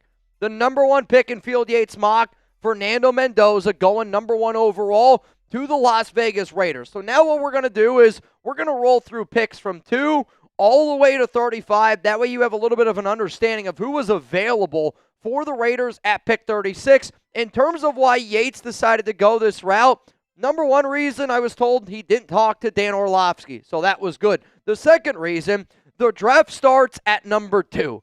And this is the pick has been etched in stone basically since the order was decided. Mendoza's Heisman-winning season displayed superior accuracy, arm strength, ability to scan the field, clutch production, and good in-pocket mobility. I saw a tweet yesterday, and for those of you that don't know, I am recording this video Tuesday when I am live on the Raiders Report, and I saw a tweet, and it's from a guy by the name of Sam Block, and he said, "You're the Raiders GM. You're on the clock. First pick in the 2026 NFL Draft, who are you taking? The reason why that this conversation's around is because Dan Orlovsky and other NFL media members are trying to get the Raiders to either A, not take Mendoza, or trade out of that pick. And I said this, it's easily Fernando Mendoza, and if I'm Raiders GM John Spytek, I'm more concerned about who I'm going to be taking at pick 36 than I am at pick 1, because pick 1's already decided. It's time to do a little bit of homework on that. And if you agree with what I'm saying here is, I want the Raiders organization, I want the front office to spend their time, their homework, on who's going to be pick 36 more than I want it to be pick number 1. Because pick number 1 should already be locked in stone. Free agency's come and gone. The Raiders still don't have that number 1 quarterback outside of Aiden O'Connell. It's going to be Fernando Mendoza. And if you agree with that statement, hit that like button. So let's roll through now this Phil Yates mock draft, and I'm going to go through it, rather quickly. You can see the first 10 picks here. I don't really think anything's all too surprising there. Maybe Jordan Tyson going in the top 10 I thought was interesting, but then again, it's the Kansas City. There's been some Rashee Rice rumors around there. From 11 all the way to 20, I thought very interesting pick. Hate to admit it, when I saw the Ravens one, I was like, where and who is going to go at number 14 overall? But R. Mason Thomas, I thought that was kind of a little bit of an early pick there for the Dallas Cowboys at 20. From 21 to 30, Casey Concepcion going to the Miami Dolphins makes all the sense in the world after they traded away Jalen Waddle. Also, Omar Cooper Jr. to the Philadelphia Eagles. A lot of speculation that A.J. Brown is going to be traded, so that could be their replacement there. And then from picks 31 to 35, for who? Oh, boy, I don't remember. Yeah, I don't remember. Denzel Boston goes off the board at 31. Seattle Seahawks 32 is Terrell. Colton Hood for the New York Jets at 33. C.J. Allen ends up going to the Buffalo Bills at 34. And then the pick right before the Raiders at 35 ended up being Kalen Rutledge, offensive guard for Georgia Tech. The Tennessee Titans end up going that route. So that means we're now going to be on the clock here at pick number 36. So knowing that this is how the first 35 picks have gone in the NFL draft, where exactly should the Raiders go at 36, right? Imagine you're sitting in that room with John Spytek. Imagine you're sitting in that room with Clint Kubiak, and they look at you and they go, hey, man, you're about to get hit with a YouTube ad break. While that ad is playing, I want you to scroll on down and give me your answer to this question. Because the reason why I think that this mock draft is perfect for Raider Nation, the reason why I think that this draft is perfect is because of who the Raiders were able to get here at pick 36. In round 2, pick 36 in Field Yates' latest mock draft, the Las Vegas Raiders end up going with Ohio State defensive tackle Kayden McDonald. And if he's still available, I am running to the podium for this pick here for the Las Vegas Raiders. And here's the reason why Yates decided to go this route. Under new defensive coordinator Rob Leonard, the Raiders are expected to play a 3-4 defense. There is no better option to anchor that scheme than McDonald, who is the best run stopper in this class and also added 3 sacks in 2025. He is rugged at the point of attack, using powerful hands to control the interior offensive linemen. So the fact that the Raiders were able to get Kayden McDonald and the fact that the Raiders got Fernando Mendoza, I mean this when I say it, I don't know if there's really too many better options, too many better back-to-back picks than the Raiders can make. And I'm going to explain to all of y'all why I think that this pick is perfect for the Silver and Black. Let's go to the first reason here. He was my number 1 defensive tackle for Las Vegas. Yes, originally in this process, I talked a lot about Caleb Banks. Now that Caleb Banks, though, has that foot injury, he's fallen down my board. And y'all know, I'm somebody that loves interior. I love the big boys, and I want the Raiders to fill that need and go out and get a defensive tackle. So if you're telling me I can go get the number 1 DT, a player that originally, when I first started talking about Kayden McDonald, I talked about McDonald as being a potential option for the Raiders at pick 14. That video was probably about, 3 weeks ago at this point. It's even shorter than that, probably 2 weeks ago at this point. But the more and more I've done my digging on the defensive tackle room, and by the way, if anybody wants to check out this video, it's going to be down in the comments on this one. And if anytime you see me talking about a topic, good chance that I've already done a video on it. So make sure you're subscribed. You're going to become a smarter Raiders fan, I guarantee you. We have the #1 most watched Raiders show on planet Earth for a reason. We've built an unbelievable community here. But some of you might go, well, Mitch, I am a subscriber, and I didn't see you talk about Kayden McDonald and my top draft picks at 36.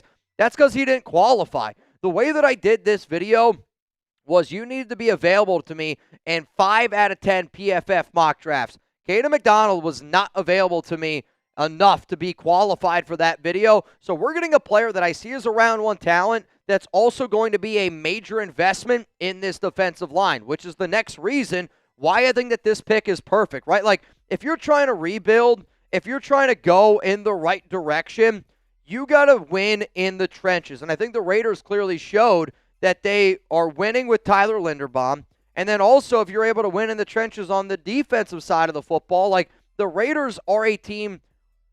Yes, I'm excited about the linebacker room. Yes, I'm excited about some of the moves that they have in that secondary. But at the end of the day, if you're not winning in the trenches, does it really truly matter?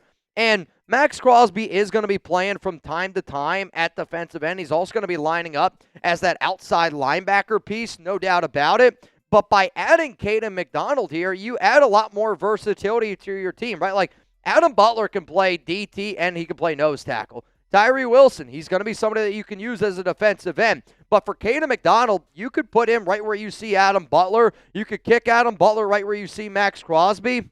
And I think that that is a really fun, young, interior defensive line that we can rotate a lot of pieces. We can keep a lot of guys fresh, and we might not have the most talented defensive line. But if you add Kayden McDonald there to that interior, you just have a lot more flexibility, you have a lot more versatility, you have a lot more freshness. And the more and more teams that I watch that really dominate on the interior, like I think Seattle, what they did last season, yes, they had Leonard Williams, and he's the big-name guy there, but also they have so many other people that were adding to that production that helped them get after with 4.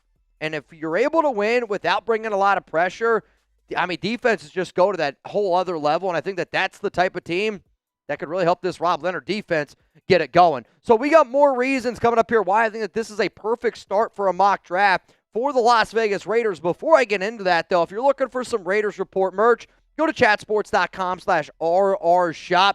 If you see that shirt, this is the #1 selling shirt right now here at Chat Sports, and I want to continue to get more of these out there. And I said it the other day, if you're going to a March Madness game, Thursday, Friday, Saturday, Sunday, if you wear Raiders Report merch and you end up tweeting at me at Mitchell Renz 365, I'll buy you a beer. Like, I mean it. Like, I want y'all to wear the merch that we're wearing because I think it would be really cool. You're sitting there at a game, you're watching some basketball game, and some guy comes up to you like, oh, shit, you F the Ravens. No, some guy comes up to you and go, oh, man, you're a Raiders Report watcher. I think you guys will have a cool conversation. Maybe you meet a new friend, and at the end of the day, we don't always have to agree to the same takes. But I do think that we're building a really cool community here, and like that's why I want people to wear Raiders Report merch. So I mean it when I say it. You wear Raiders Report merch out at a bar this weekend, watching a little hoops action, try to run into another fan. Who knows? And if anybody runs into another Raiders Report fan this weekend, that would be lit. Please, please, please share that story with me. Hoodies, T-shirts, hats, got a whole bunch of Raiders Report gear dropping, and the more and more stuff y'all buy, the more new stuff we can continue to launch here on the channel. But that link that you see down there below is in the comments. It's in the description on today's program. Let's keep it moving here. Why this pick is perfect. It fills a need on that defensive line. You look at a lot of the Raiders' defensive tackles right now, a lot of the Raiders' defensive linemen. I think we need that big boy that can stop the run because Adam Butler's better at getting after the quarterback. John Olalu, better at getting after the quarterback. Tyree Wilson, he's definitely better at stopping the run. But in terms of a true nose tackle, I don't really think that we have one. And by adding McDonald, what makes him so good and what he did at Ohio State was he made everybody else around him better. And I think by adding Kayden McDonald, it's going to make Adam Butler better. It's going to make John Olalu better. It's going to make Thomas Booker better. It's going to make J.J. Pegues, Tonka Hemingway, Tyree Wilson better. Sure, it might throw a little bit of a monkey wrench in terms of how many players we end up keeping on that defensive line because I would say you're going to keep 6, and then, who knows, you might have to end up moving on from one of those guys, maybe end up trading from someone. But we needed an elite run defender, and that's what Kayden McDonald is. He is an elite run defender. I mean, one of the top conversations that I had at the Combine, because I was looking for a lot of defensive linemen, I found out that the Raiders had a top 30 visit, or not a top 30 visit, excuse me. They had an NFL Combine meeting with Lee Hunter. So as soon as I heard that, I'm going, all right, well, they're clearly interested in big boys on the interior. Who are some of these players that I should be looking at? And McDonald is somebody that is elite against the run. Unbelievable tackle for loss production this past season at Ohio State. I love how he just sheds through blocks. His lateral quickness is really fun. He's going to just spring open so many other players. Like if you want Nakobe Dean, Quay Walker to come up the middle, giggity, they're going to be following Kayden McDonald. He eats up double teams. And one of the most important, valuable things in a 3-4 defense is, do I have a nose tackle that can take on double teams? Right now, I look at this Raiders roster, and I don't know if there's a single defensive tackle we have on our team that I'd feel confident taking on a double team. You add Kayden McDonald, and the way that he plays, dude's going to be taking on some double teams. And then the final reason, he's a great leader. And I just think like this has got to be a part of the conversation when discussing a rebuild, right? Raider fans might not want to talk about rebuild. I also don't think that we're as much of a rebuild as what we originally were because of how well we crushed free agency and getting back, Max Crosby helps that. But we also have to think long-term. And finding the right players in the draft is extremely important, especially for an organization that has struggled finding guys that love football. So Kayden McDonald, I don't know if y'all know this, he served as an ambassador for Ronald McDonald House Charities of Central Ohio, which, to me, if you know that you got a player that's probably going to be a first-round pick, what does he do off the field that separates him? And I want guys that lead on and off the field because Las Vegas is a city that, you get a young millionaire, he can get himself in trouble. So I want to make sure that we're adding the right pieces off the field. 2-time Ohio State scholar, athlete, and academic All-Big Ten honoree. But coaches also just rant and rave about his work ethic and how, he just wanted to get better. And if you look at McDonald from his just like freshman, sophomore, but especially the jump that he made from a sophomore to this past season, mainly in how he got after the quarterback. He's always been a great run stopper. When you're that size, you got the tenacity that he has, you're going to be a good run stopper. But the growth for him to be able to get 3 sacks this past season, yes, there's a lot of talent on that Ohio State defense, but Kayden McDonald is my number 1 defensive tackle. He's a great leader. I love what he brings to the table. And if you're telling me that the Raiders start with this mock draft where we got Fernando Mendoza at number 1 overall and then Kayden McDonald at 36, I'm really fired up about it. And I would make the argument that it's the perfect start because you're still going to be able to find good wide receiver talent. You're still going to be able to find good safety talent. Not saying that you can't find some good defensive tackles later on. Like the more and more I watch Dominique Orange, the big citrus, I'm going, dude, that's a DT that I'd love to be able to get in the 3rd round. But the way I look at it is you get your quarterback and you make a major investment in the trenches. If that's not an A grade, I'm not really sure what an A grade looks like for the Raiders. But you can let me know down below, A, B, C, D, or F, how would you grade this start here for Field Yates in this ESPN mock? If I haven't already told you, perfect, it's an A. You get your franchise quarterback. You get the number 1 defensive tackle. It helps you out in so many different ways on your defensive line, and it makes everybody else around you better. That's why this mock draft by Field Yates for the Las Vegas Raiders is a perfect start, and I absolutely love it. TJ, what's going on, TJ? Do you think Aidan O'Connell could be a good mentor, or do you think Mendoza teaches AOC how to be accurate? I mean, if there's one thing that Aidan O'Connell has, it's accuracy. Like we can bust on AOC for a lot of other things. Accuracy ain't going to be one. Bust on AOC? Yeah, I know, giggity. I do think Aidan O'Connell, it would be a great mentor because part about being a mentor is work ethic. Again, Aidan O'Connell worked his freaking ass off to get to where he is now, right? Like AOC, from a talent standpoint, doesn't have NFL talent when you look at athletic ability. What made Aidan O'Connell great is he could pick up a playbook. He can memorize it. He's really smart about knowing where players are going to be. I want to give AOC a little bit of credit. I thought he did a better job this past year. Very limited sample size in some of his pocket mobility, but that's also a quarterback that's had to deal with so many different OCs, so many different offensive coordinators. And when you have his type of skill set, that kind of plays at a disadvantage to you. But, I mean, that's a guy that was the 8th-string quarterback of Purdue, ended up being a starter, and now he's, in the NFL with multiple NFL starts. He's got 20 games underneath his belt. So, the reason why I was always like, I want a cheap quarterback veteran was because I believed in Aiden O'Connell. But to say Mendoza's going to help AOC is going to help Mendoza, and I think that both of the way that those guys think, both of the way that those guys process information, it's a really good benefit from each other, from Mendoza's standpoint and from Aiden O'Connell's standpoint as far as I'm concerned. So we did just get that super from TJ. Shout out to you. So what we got coming up here next is we got to go through the Oakland region, and then we got to go through the Brockton region for our Raiders Report March Madness bracket. So we still got 8 more duck races to do. And then we have our granddaddy of them all today, the Big Duck Race, $20 Venmo to get in. Right now, the winner would go home with $100. Jeremy Valve, you're in. And then TJ Park, you're in. 20 to win, $100 here on the Raiders Report. So let's go over here to the Oakland region, the only number 1 seed, David Zahn. And then he's going to be going up against Daniel Nichols, who's going to be battling either Noah Santana or Britton Best. So let's kick it over here to Zahn and Nichols. 3, 2, 1.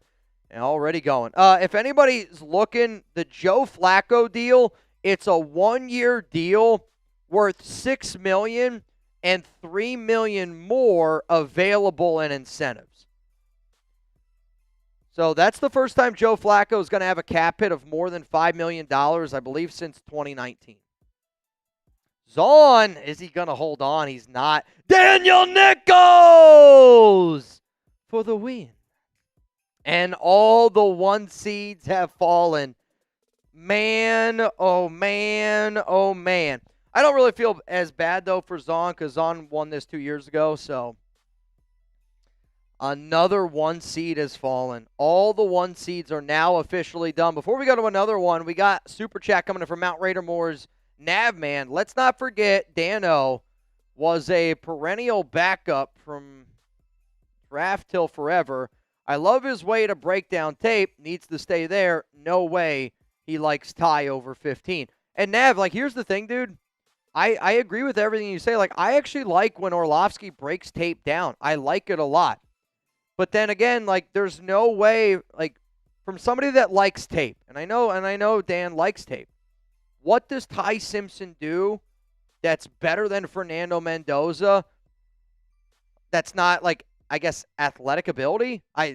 He's not more accurate. Arm strength maybe, but even then, Mendoza's got I think Mendoza and Simpson's arms are very similar. When I think about the way Dan Orlovsky looks at football, I can't figure out why he likes Ty Simpson more. And the only real argument that he said is he's just my top quarterback.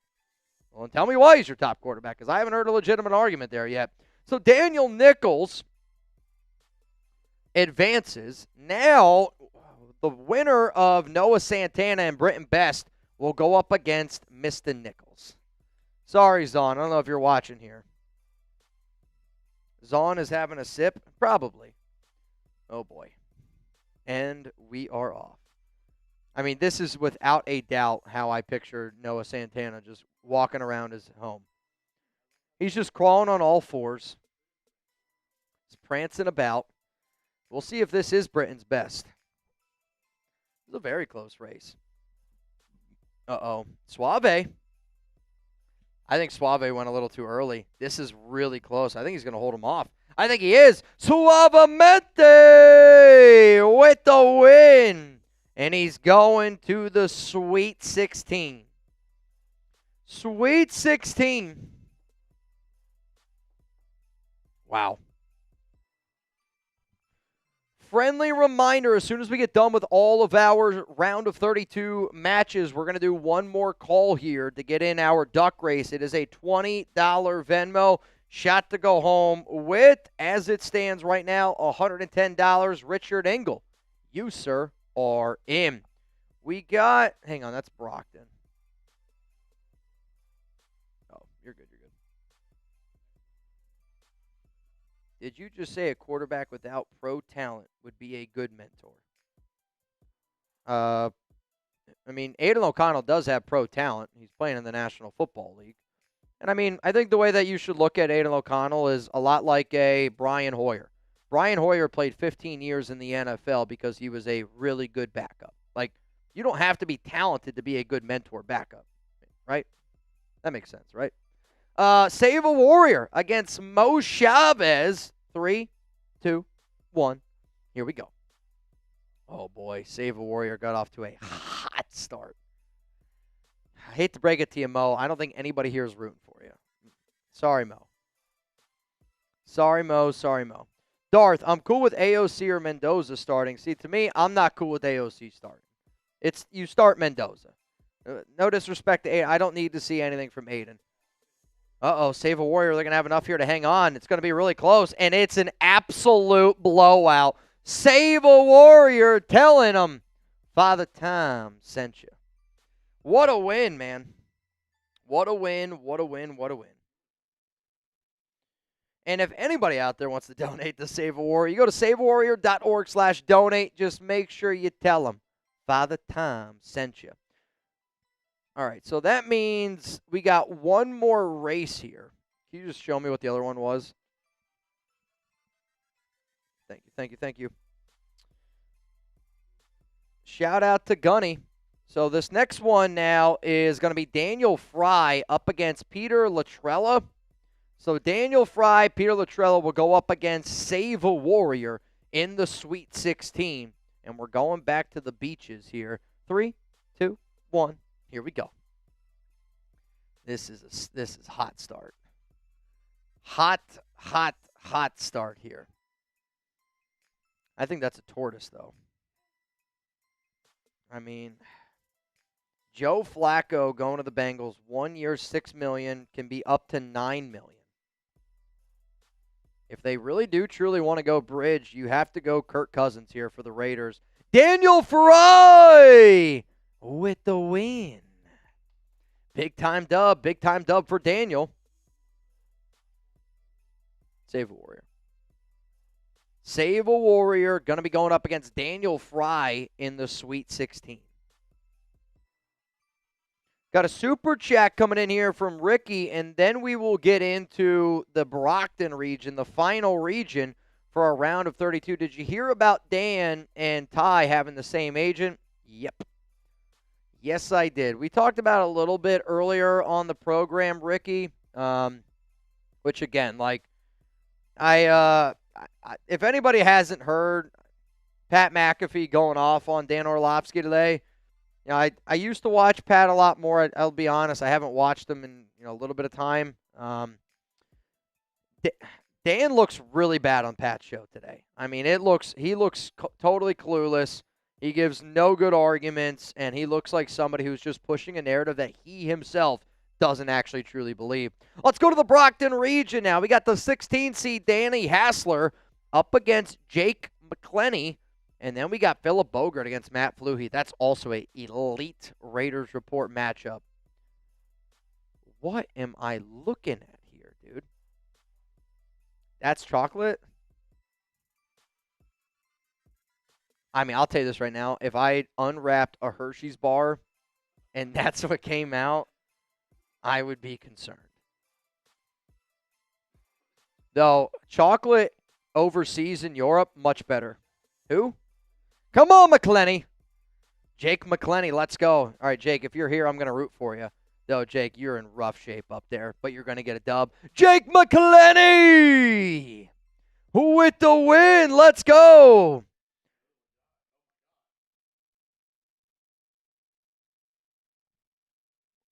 What came out of his head? Bro, I'll tell you this. I don't know if we should do that one again. That one's brutal. EMG said, am I having an acid trip? I'll tell you this right now. There's a chance. There is a decent chance. Jake McClellan, the 8 seed, is going to the Sweet 16. All right, y'all, this is a big-time Raiders Report matchup here. Let me know who you guys got. Give me an M for Matt Fluhey. Give me a P for Philip Bogart. 3, 2, 1. Here we go. Bogert up against Flutie. Yeah, I like the Greyhound's probably my favorite one out of them all, though Chuck's got a little bit of a lead here. Oh, Flutie. In terms of March Madness, you're up by about 3 points at half. Now we're getting ready to get into the fourth quarter, and Philip Bogert's got the lead by 1. Bogert's got the lead by 2. Got the lead by 3. Flutie's going to have to chuck one up here. Bogert just plays great defense, and he's going to come away with a win. Philip Bogert with the dub. Congratulations, Bogert. Malachi Cousins does not want to be a mentor. I mean, Derek Carr, again, Derek's not an option until he's a free agent. You have to trade for him. So Bogert going to be up against Jake McClellan in the top of the Brockton region. And now we go to the bottom where we got Arbora up against Michael Johnson, followed by Jose Padilla up against Daniel Harvey. These will be our final 2 round of 32 duck races that we will do today. So Arbora against Michael Johnson. Here we go. Come on, Arbora. Come on, Arbora. Rebel, I don't know what that means. 18 seconds to go here. I definitely wouldn't trade for Derek Carr, but if the Saints released him, I'd bring him in for a year, vet minimum. Yeah, honestly, I don't know. Is Johnson going to pull this one away? I think Michael Johnson. Arbora just sleeping over there. And another big-time win for another upset, man. Arbora, the 6th seed, goes down to Michael Johnson. Final chance for y'all to get it in here. Mitchell Renz, 365 for our duck race. I just saw Anthony Green got it in. What up, Ant? Anthony Green, you in? I see Rudy Mendez, you in? Rustin Long, you in. 20 to win, $140 here on the program. The final round of 32 race, Daniel Harvey up against Jose Padilla. Let's get it popping. Let's get it popping. Also, Arbora, shout out to you for being a good sport, dude. No, this might be the most lopsided one to start. Uh-oh, wait. No, I don't know. I think Padilla's going to lose. I think he went way too quick. And now he's just slowly drifting back. Daniel Harvey's just lurking. Though Harvey's lion looks like he's in better shape. Uh-oh. Padilla!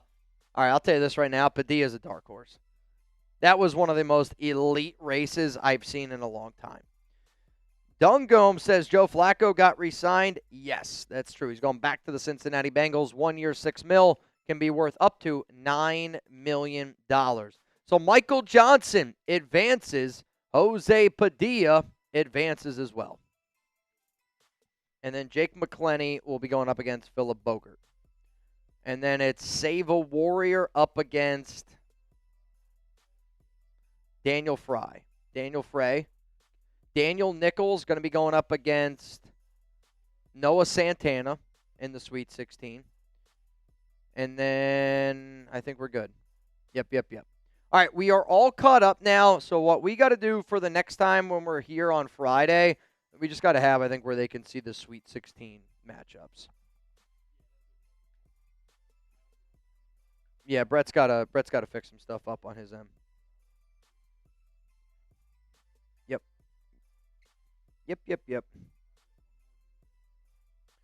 All right, one more race that we're going to do. This is your final call to get in our duck race. This one's going to be for some money.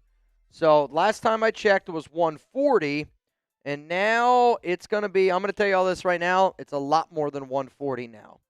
I got Joe, and you're in. Gabriel Ruiz, just so all y'all know, is going to be the favorite in this one. Gabriel Ruiz, in. Gary Backus, in. Ruben Ortiz, in. And then Richard Magbull, you in. 20 to win, $210. As it stands right now. What, you said you're going to do a new one? I've never seen this new one.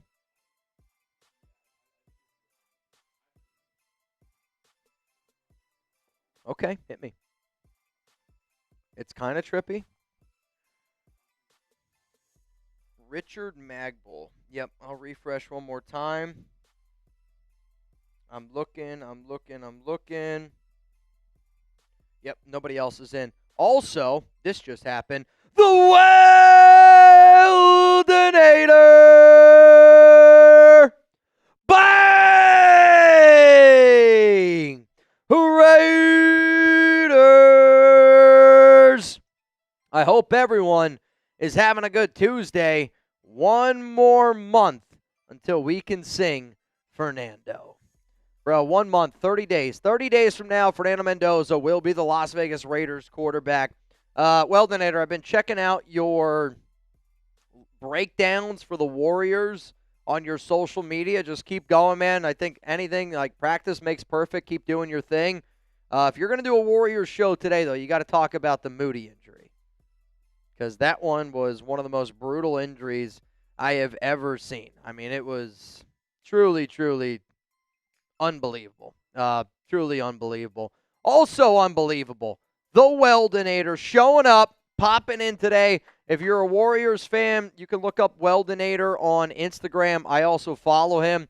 If you're looking for some even more like Warriors content, he talks about the team literally all the time. And I think it's always cool to hear it from like a fan's perspective. Literally, the video he did the other day, he was at Stanford, and I think he's getting ready to go to Stanford. Is that correct, Weldinator? I know you were at the campus, and he was literally like doing a Warriors show on the campus of Stanford. People were just like walking by. So, Weldinator, best of luck to you, man. I know you do a lot of like aerospace engineering stuff, way smarter than I am, but he does. It's a true story. 3, 2, 1. Let's get it going. Shout out to the Weldinator. All right, TJ Park, relax. Oh my God, these are alphabet letters? This is unbelievable. I mean, I guess if I were to root for a letter, I'd probably root for the letter R. Raiders, Renz. I mean, I always knew Husker Raider was a V. Jeremy, Valve. Where are the C's at? Are they, so is it, or have we seen multiple letters yet? There's a Z, a W. There's a C right there. LA Crash. Perfect. Mark Gallagher, H. I didn't expect that. Richard Magbull can kind of be a little bit of a B sometimes. Anthony Green, is that an S? Joanne with the R. Yeah, I don't even know what these letters are. See, I feel like if there's less than 26, they should have divided them a little bit. Is that an F? Gabriel Ruiz! Book it. Got the win. I'll tell you this. Ruiz had the most ducks in this race, and he's coming away with the dub today. Congratulations. Dancing with the bookie. Congratulations to Gabriel Ruiz for getting the dub. I did see some last-minute late entries, so here's what I'm going to do. To Ricky Lemire and to Gregory Silva. Ricky Lemire, Gregory Silva, I am putting you guys first in the duck race that we will do on Friday for happy hour. Sound good? Friday happy hour this week is going to be at 3 p.m. Eastern time, so 2 o'clock my time. We'll be live for about 3 hours on Friday. There's not going to be any March Madness games, so it's literally just going to be like F around and find out type of time. We'll be answering questions. We'll be having some good times. What's up? No, there is. It's just they start later. Yeah, so the Friday games I think start at like 6 o'clock our time. That's why I wanted to meet up when we did. No, there's games Thursday, Friday, Saturday, and Sunday, but the games, they start now like after 6 o'clock. So that's when we're going to be live. Just so all y'all know, bring your drinking pants, be ready to rock and roll. I got to start Friday's show off with a boot because of how much debt Lopez and I were in from last Friday's show. But hopefully you guys had a fun day today. A lot of good Raiders information. I'll be dropping a video bright and early tomorrow. You get more content from me throughout the week. As always, make sure you're subscribed. Make sure those notifications are turned on. And shout out to today's MVP, the Weldinator.